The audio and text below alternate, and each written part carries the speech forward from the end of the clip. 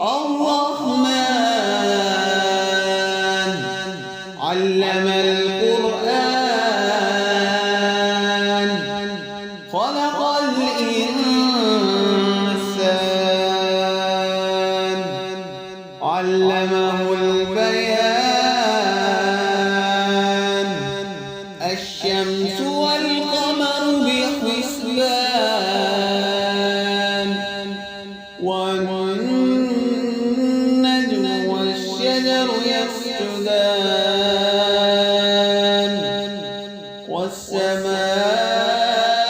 والسماء رفعها ووضع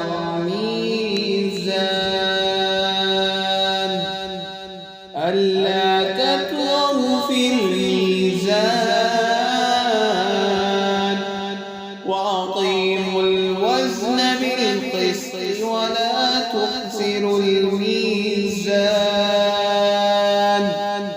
والأرض وضعها للأنام فيها فاكهة والنخل ذات الأكمام والحب ذو العصف والريحان فبأي آلاء ربكما تكذبان خلق الإنسان من صلصال كالفخار وخلق الجان من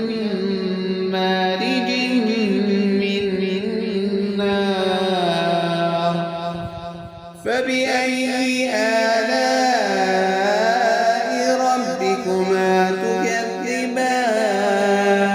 تكذبان رب المشرقين ورب المغربين فبأي آلاء ربكما تكذبان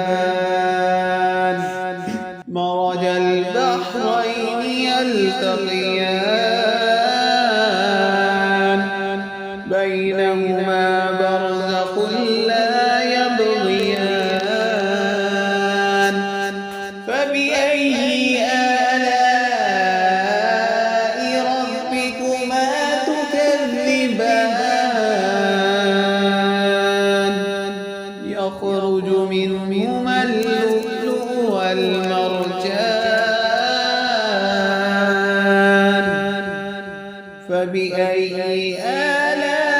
آلاء ربكما تكذبان